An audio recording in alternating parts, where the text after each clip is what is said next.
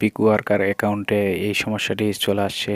So এই সমস্যাটি কিভাবে সলভ করতে হয় তা সম্পূর্ণ আজকে দেখাবো। সো ভিডিওটা না টেনে সম্পূর্ণ দেখুন।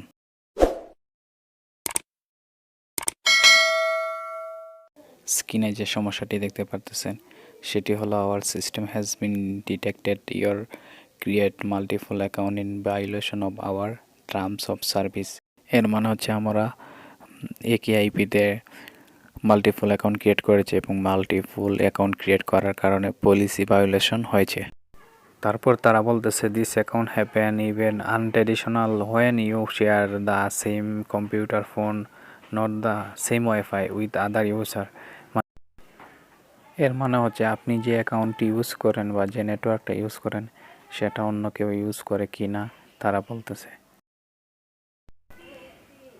Withdraw are temporarily suspend. Please first delete the other's account and the request that your account be clear of the violation.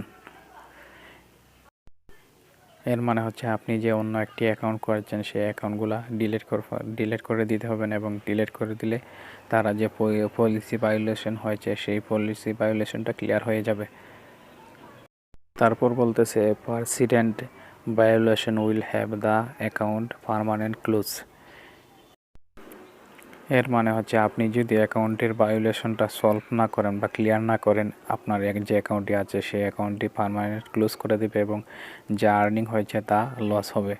So অন্য অ্যাকাউন্টগুলো আপনি ডিলিট করে দিতে হবেন। সো কীভাবে অন্য অ্যাকাউন্টগুলো ডিলিট করবেন এখন আমি আপনাদেরকে দেখাবো।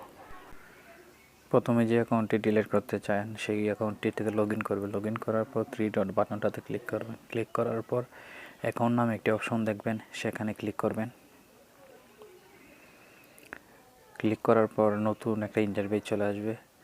চলে আসার পর নিচে একটু স্ক্রল ডাউন করবেন, একেবারে স্ক্রল ডাউন করে নিচে চলে যাবেন। নিচে চলে গেলে দেখতে পারবেন একটা অপশন ডিলিট নামে অপশন, সেখানে যাবেন।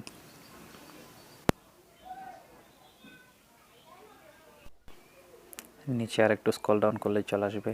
সো দেখতে পারতেছেন ডিলিট নামে অপশনটি চলে আসছে। সো ডিলিট করার জন্য প্রথমে ডিলিটে ক্লিক করবেন।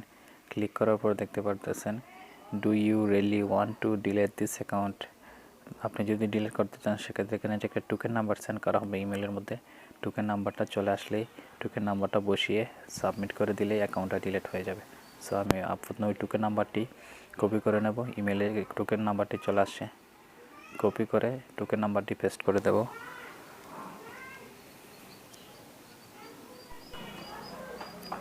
সো টোকেন নাম্বারটি কপি করে নিয়ে আসলাম, এখন এখানে পেস্ট করে দেব। পেস্ট করে ডিলিট অ্যাকাউন্টে ক্লিক করব।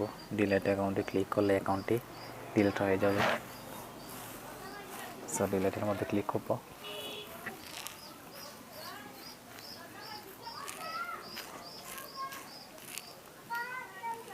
সো অ্যাকাউন্টটি ডিলিট হয়ে গেল।